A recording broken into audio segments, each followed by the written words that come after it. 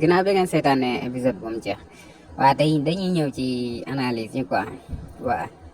gis nañ ni buuba xolam moo koy tooñ chaque jour quoi chaque jour xolam moo koy tooñ quoi ndax Mbayang tëjlu na ko fi jël tëjlu na ko jël benn yoon doyu ko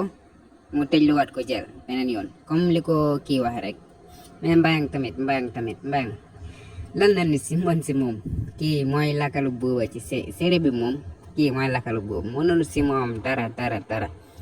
te gëm naa ne buuba génnee ci affaire am bii nii bu génnee jël yoon bii nii ragal naa dana gisee waat ak sa waay de dina gisaat de xam nga nit koo gis am na saytaane quoi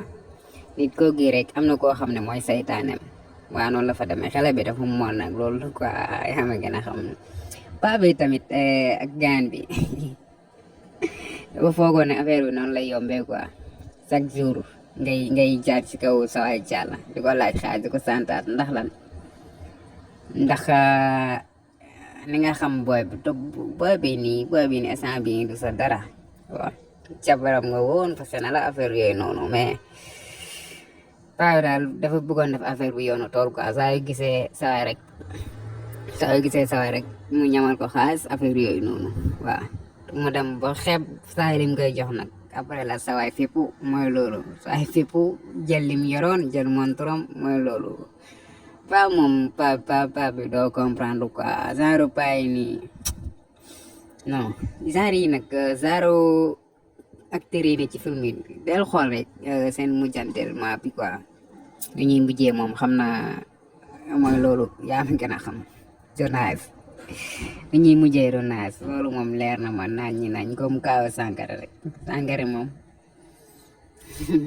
du ma leen wax sax du ma leen wax yéen ñi ko dul seetaanee fi ma koy seetaanee du ma leen wax série bi mais après dinaa leen dugalal épisode bi quoi yaa ma gën a xam waaw série bi daal moom xam naa lu dul neex daal moom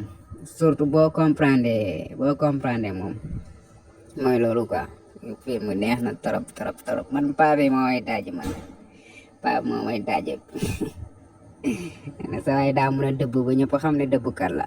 waaw moo tax mu langal ko rek waaw yaa ma gën a xam jaajëf sama gaay